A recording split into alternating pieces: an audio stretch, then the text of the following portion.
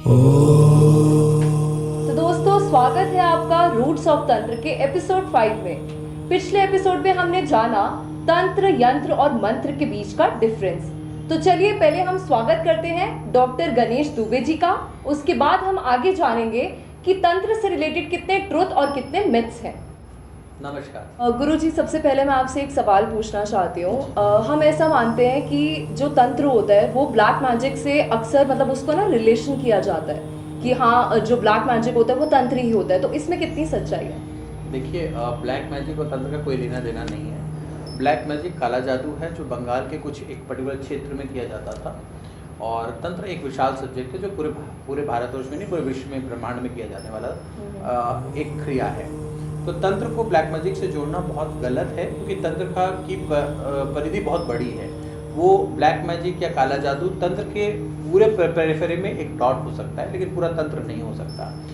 देखिए, ऐसा हुआ था कि जब 7वीं शताब्दी में बुद्धिज़्म आया, और बुद्धिज़्म के बाद फिर आदि शंकराचार्य का समय आया, तो उन्होंने क्या किया कि सनातन धर्म को सुरक्षित रखने के लिए उन्होंने कुछ चेंजेस किए।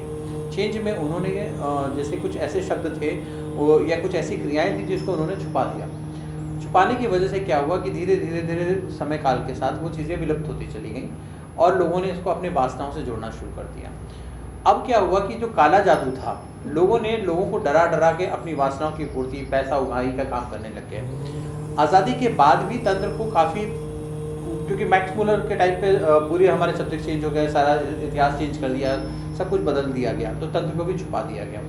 आज़ादी के बाद भी क्या हुआ कि पार्टीशन में या बाकी जगहों पे क्या लूट खसोट मची। ऐसे में ही कुछ ऐसे लोग भी निकल कर आए जिन्होंने वासना की पूर्ति के लिए काला जादू को प्रमोट किया। हमारे पूरे भारतीय समाज की एक दुविधा रही, एक ट्रेजेडी रही कि जो मीडिया वर्ल्ड था उन्होंने कभी सनातन धर्म को प्रमोट नहीं किया और हमेशा नेगेटिविटी से जोड़ा। जैसे अगर आप देखें, उन्होंने आप अगर देखें, हम और आपको बचपन में क्या कहा जाता था कि बच्चा सो जाओ नहीं तो बाबा जी उठा के ले जाएंगे, बाकी कोई और वर्ड यूज नहीं किया गया। अब बाबा जी तो कभी किसी के बच्चे को उठा कर लेकर नहीं गए, उठा के ले जाने वाला चोर उचक्का होता है। अब चोर उचक्के को बाबा जी के साथ जोड़ दिया गया। एक बड़ा वर्ड, कॉमन वर्ड आता है गोरख धंधा। अब गोरखनाथ जी का जो ये वर्ड था उसका प्रयोग होता था साधनाओं के लिए कि आप गोरखनाथ की साधनाएं करें। अब गोरख धंधा को नेगेटिव वर्ड बना दिया गया कि चोरी चकारी में काम आता है। तो जो हमारा ये मीडिया वर्ड था, स्पेशली जो मूवी जो बनती रही हैं, वो सनातन धर्म को हमेशा डिमीन करती गई। इसीलिए उन्होंने पिक्चरों में नेगेटिव तांत्रिक दिखाए, गंजे, काले, पीले, नीले रंग के तांत्रिक दिखाए, धुएं उड़ रहे होते थे, लड़कियां नाच रही हैं, बलि चढ़ रही है, शराब चल रहा है, अय्याशियाँ चल रही हैं। हमेशा तांत्रिकों को ऐसे ही प्रेजेंट किया गया। लेकिन अगर आप देखें, आप मुझे देख लें, मेरे परिवेश को देखें, या मेरे जैसे और भी लोग हैं, या मुझसे पहले इतने सारे लोग आए हैं जिन्होंने तंत्र को जिंदा रखा है, जिनकी कृपा से मैं और आप आज तंत्र के बारे में बात कर पा रहे हैं, वो ऐसे नहीं थे। तंत्र और तांत्रिक हमेशा से समाज की रक्षा के लिए थे, समाज को खराब करने के लिए नहीं थे। तो इसलिए आप तंत्र को खराब नहीं कर सकते या तंत्र को ब्लैक मैजिक से नहीं जोड़ सकते हैं। मगर गुरुजी, हमने अक्सर ऐसा सुना है कि जो ब्लैक मैजिक होता है उसमें भी हम ऊर्जाओं का उपयोग करते हैं, और ऐसा ही अगर हम देखें तो हमने तंत्र में भी हमने इतना सुना है कि इसमें भी हम ऊर्जाओं का ही उपयोग करते हैं। तो इसमें कितनी सच्चाई है? देखिए, मैं आपको एक छोटी सी बात बताऊं कि ऊर्जाओं का प्रयोग तो हम हर चीज़ में कर रहे हैं जी। हम एक गिलास पानी पीते हैं, उसमें भी ऊर्जा का प्रयोग कर रहे हैं। हम इंटरनेट यूज़ कर रहे हैं तो भी ऊर्जा का प्रयोग कर रहे हैं। हम टीवी शो कर रहे हैं तो भी ऊर्जा का प्रयोग कर रहे हैं। ऊर्जा का प्रयोग तो हर जगह होता है, एनर्जी तो हर जगह ही है, ठीक है। इसी बात पे जो आइंस्टाइन को हमने भगवान बना दिया, इक्वल टू mc²। और ये बात हम बचपन से कहते आ रहे हैं, यत पिंडे तत् ब्रह्मांड है, हर चीज़ में ब्रह्मांड है, यूनिवर्स है। ये बात हमें बचपन में सिखा दी गई थी। तो अब वो विदेशों से होकर आई है, एक विदेशी साइंटिस्ट ने कही तो हमने मान ली, हर चीज़ में ऊर्जा है। हमारे यहाँ हमेशा से ये कहा गया, यत पिंडे तत् ब्रह्मांड है, हर चीज़ में ऊर्जा है। अब इस ऊर्जा को किस काम में आप यूज़ करते हैं, अब आप उसको ब्लैक मैजिक को ही तंत्र समझ लें तो गलत है। अब 2-4 डॉक्टर्स ने अगर किसी पेशेंट के साथ गलत कर दिया तो इसका मतलब नहीं, ये नहीं कि पूरा डॉक्टरी पेशा खराब हो गया। एक चार्टेड अकाउंटेंट ने चीट कर लिया तो इसका ये मतलब नहीं कि पूरा चार्टेड अकाउंटेंट पेशा खराब हो गया। आपके मीडिया वर्ल्ड में अगर किसी 2 डायरेक्टर्स ने या प्रोड्यूसर ने कॉस्टिंग काउच कर लिया तो इसका मतलब ये नहीं कि पूरी की पूरी इंडस्ट्री खराब हो गई है। तो 2-4-10 तांत्रिकों की वजह से हम एक ऐसा माहौल नहीं बना सकते हैं। जैसे अगर आपको याद हो, आई एम सॉरी बट बीच में दिल्ली को रेप कैपिटल कहा जाने लगा था। इसका ये मतलब नहीं था कि हमारे घर की बहन बेटियां यहाँ सुरक्षित नहीं थी, बिल्कुल 100% सुरक्षित थी, और इससे ज़्यादा सेफ और सुरक्षित स्टेट ही नहीं है अगर आप देखें तो। मैं बाकी स्टेट्स को नहीं कह रहा हूँ, पर मैं एक बात कह रहा हूँ कि हमारा भारत में सुरक्षित है। क्या विदेशों में ये चीज़ें नहीं होती हैं? पर एक मीडिया हाइप क्रिएट कर दिया गया कि तंत्र और तांत्रिक गलत हैं। थैंक्स टू एकता कपूर के जो सीरियल और प्रोग्राम्स रहे हैं, उन्होंने तो मतलब महाराक्षस, ब्रह्म राक्षस जैसे शब्दों को निकाल कर ड्रामेटाइज करके इतना बड़ा बड़ा दिखा दिया है कि लोग, बच्चे भी तंत्र से डरने लगे हैं। परंतु अगर रियलिटी को समझेंगे तो तंत्र इनसे बहुत दूर है। तंत्र हमेशा उस बरगद के पेड़ की तरह है जिसने समाज को छाव दी है। गुरुजी, आपकी इस बात से मुझे एक चीज़ याद आई। गीता में कहा गया था कि जब अर्जुन थे, अर्जुन ने कृष्ण से एक सवाल पूछा था कि जितनी भी ऊर्जाएं हैं, आप ऐसा कहते हैं कि हर व्यक्ति में एक ऊर्जा होती है, तो क्या वो ऊर्जा दिव्य होती है या शैतानी होती है? वो कैसे डिपेंड करता है, मतलब वो किस चीज़ पे डिपेंड करता है कि वो ये ऊर्जा अच्छी है या ये ऊर्जा बुरी है? देखिए, ऊर्जा कभी नेगेटिव और पॉजिटिव नहीं होती, ऊर्जा ऊर्जा होती है। Energy can not be created, can not be destroyed, it can only transform. अब जब वो ट्रांसफॉर्म हो रही है तो किसके पास ट्रांसफॉर्म हो रही है, किस वर्जन में हो रही है, ये उसके ऊपर डिपेंड करता है। अब एक जो 5G आ रहा है, पर आपका इंस्ट्रूमेंट 5G एप्लीकेबल नहीं है, 2G वाला फोन है तो उसमें 5G नहीं चलेगा, और अगर 5G का है उस पर 2G चलाएंगे तो आप समझ लीजिए ना। तो आप किस इंस्ट्रूमेंट में किस पर्पस से कौन व्यक्ति इस्तेमाल कर रहा है उसके ऊपर डिपेंड करता है कि ऊर्जा नेगेटिव है पॉजिटिव है। अब जैसे आधे ग्लास भरे पानी को आप ये कह सकते हैं कि उसमें आधा ग्लास पानी है, क्या ये कह सकते हैं आधा ग्लास हवा है? ये देखने वाले के नजरिए और सोच पर डिपेंडेंट करता है। तंत्र की ऊर्जा को भी कौन किस तरह इस्तेमाल करता है वो देखना पड़ता है। आप उसको वासना के लिए कर रहे हैं, उपभोग के लिए कर रहे हैं, भोग के लिए कर रहे हैं, मदमस्ती के लिए कर रहे हैं या जन कल्याण के लिए कर रहे हैं, वो आपका स्वयं का निर्णय है और उस निर्णय को कोई नहीं बदल सकता। हमारे और आप जैसे लोग जो तंत्र को दोबारा गौरव दिलाने के लिए प्रयास कर रहे हैं, दोबारा उसके रिवाइवल के लिए काम कर रहे हैं, हम कर सकते हैं, हम प्रयास करेंगे और हमें सफलता मिलेगी। और इसलिए हम बहुत सारे नए इवेंट्स, नई चीज़ें कर रहे हैं जिससे हमें सफलता मिलेगी।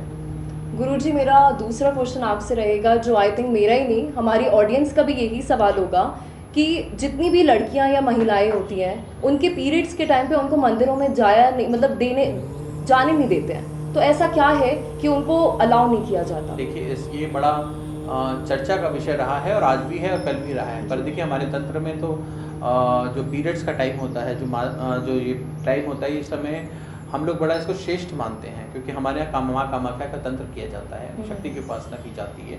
अभी आमोची का मेला खत्म हुआ है।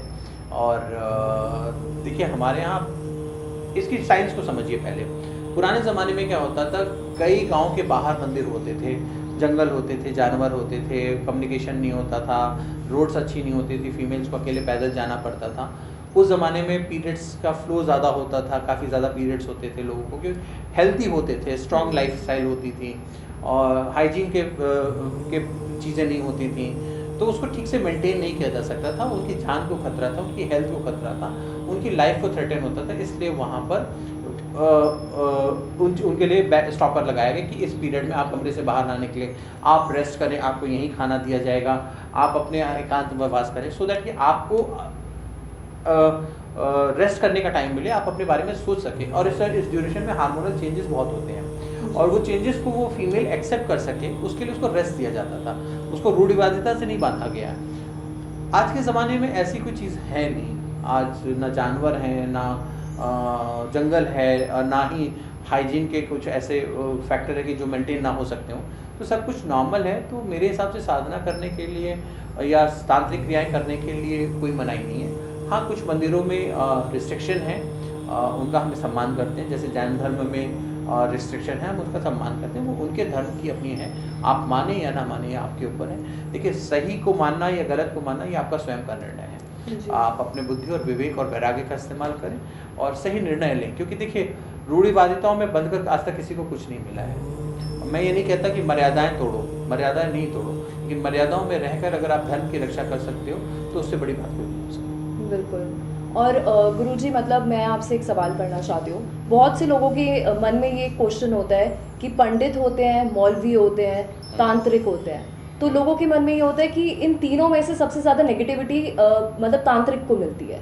तो ऐसा क्या, मतलब मैं ऐसा नहीं मानती हूँ, हमने आपसे इतनी बातें की हैं, तो ऐसा मैं नहीं मानती हूँ कि इसमें कोई नेगेटिविटी है। आपने एक्चुअली में एक कहते हैं ना, अपनी एक पॉजिटिव साइड दिखाई है लोगों को।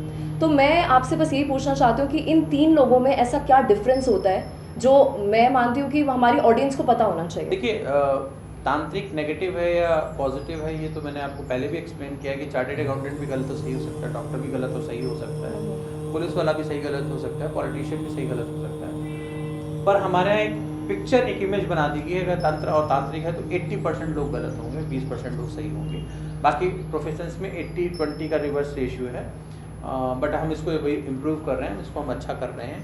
अभी हम 40% तक लोगों तांत्रिकों को अप्रिशिएट करने लग गए हैं, तंत्र वर्ड को रिकॉग्नाइज करने लग गए हैं, रिस्पेक्ट देने लग गए हैं। अच्छी बातें तंत्र से निकल कर आ रही हैं, क्योंकि बहुत सारे पेंडेमिक के ड्यूरेशन में तंत्र और तांत्रिकों ने बहुत सारे लोगों की मदद की, बहुत सारा लाइफ ट्रांसफॉर्मेशन किया। जैसे आपको पता ही, हमारा भी प्रोग्राम एक चला गुफ्तगू करके, उसमें हमने ना जाने कितने लोगों की मदद की। ऐसे ही मेरे कई सारे स्टूडेंट्स ने भी अपने एरिया को बढ़ाया और उन चीज़ों को प्रमोट किया। तो तंत्र गलत नहीं है, तांत्रिक गलत नहीं है, ये जस्ट एक माइंडसेट है जिसको हमने गलत मान लिया है। ऐसे बहुत सारी चीज़ें हैं जिनको हम गलत मानते हैं, पर वास्तव में गलत नहीं होता है। जी, बहुत से लोगों का ऐसा मानना है कि अगर उनके घर में उनको कभी भी नेगेटिविटी फील होती है तो बहुत से लोग ऐसा करते हैं कि नहीं, हमें पैरानॉर्मल एक्सपर्ट को बुलाना चाहिए रादर देन एक तांत्रिक को। तो लोगों के दिमाग में एक चीज़ चलती है कि नहीं तांत्रिक होगा तो पता नहीं हमारे घर का क्या कर जाएगा। तो लोग सबसे पहले प्रेफर करते हैं कि पैरानॉर्मल एक्सपर्ट को बुलाना चाहिए। तो इन दोनों मतलब कहते हैं ना, दोनों प्रोफेशन में क्या डिफरेंस है? देखिए, ऐसा है, कोई डिफरेंस नहीं है।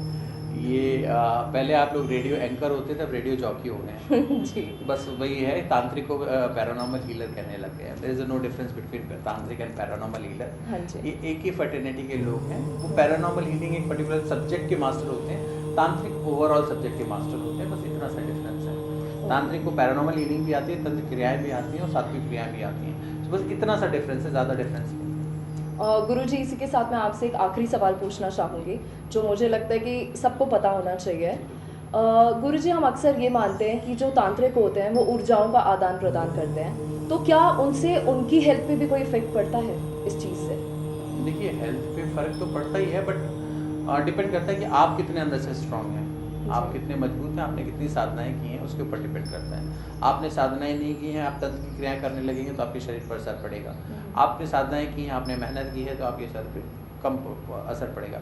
आप इसी तरह देख लीजिए, जैसे अभी कोरोना काल में जिनका इम्यून अच्छा था वो सेफ थे, जिनका इम्यून अच्छा नहीं था वो इफेक्टेड थे। तो सेम चीज़ है कि अगर एक प्रॉब्लम है या एक सिचुएशन है, आप उस पर्टिकुलर सिचुएशन के हिसाब से आपकी बॉडी की रेजिस्टेंस कितनी है उसके ऊपर डिपेंड करता है। तो तंत्र की क्रियाओं में भी आपने साधना कितनी की है, आपके अंदर सामर्थ्य कितना है, आपके अंदर एनर्जी कितनी है, उसके ऊपर डिपेंड करता है कि आपको उन क्रियाओं का असर पड़ेगा या नहीं पड़ेगा।